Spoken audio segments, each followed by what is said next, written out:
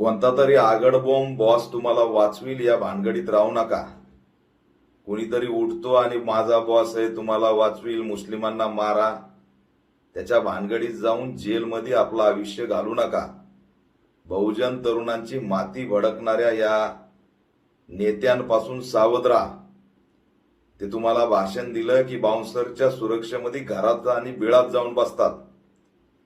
कुणी कुणाला इथं वाचवत नसतंय, कारण आंडू पांडू कुणीही बॉस नसतो। लोकशाहीच्या संविधानाच्या देशाचा एकच बॉस आहे, डॉक्टर बाबासाहेब आंबेडकरांचं संविधान। आणि या संविधानामध्ये धर्मनिरपेक्ष भारत आहे। या संविधानामध्ये मुस्लिमांचा, आदिवासींचा, दलितांचा, सगळ्यांचा भारत आहे। आणि इथं कुणी चिरकुट उठून तुम्हाला म्हणत असेल माझा बॉस तुम्हाला वाचवील, तर या भरमात राहू नका। जर का नाटकं केले आणि मुस्लिमांना टच करण्याचा प्रयत्न केला तर याद राखा, संविधान नावाचा बॉस तुम्हाला आतमध्ये कोंबल्याशिवाय राहणार नाही, आयुष्य सडत जाईल।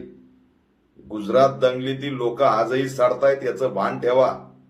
त्याच्यामुळं या अशा भंपकबाज नेत्याला मी या माध्यमातून आव्हान करतो की 8 महिने बॉस आहे, या ठिकाणी खरा बॉस जो आहे तो कायम डॉक्टर बाबासाहेब आंबेडकरांचं संविधान आहे। त्याच्यामुळं या 8 महिन्याच्या बॉसच्या बळावरती काही धमक्या देणं बंद करा। आणि जर तुमचा बॉस मध्ये एवढीच ताकद आहे तर त्या मराठा आंदोलक आया बहिणीवरती झालेले गुन्हे रद्द करून दाखवा। त्यांच्यावरती दाखल झालेले गुन्हे तुमचा बॉस माघारी घेत नाही आणि उद्या मुस्लिमांचं 302, 307 केल्यावरती तुमचा बॉस गुन्हे माघारी घेणार आहे का?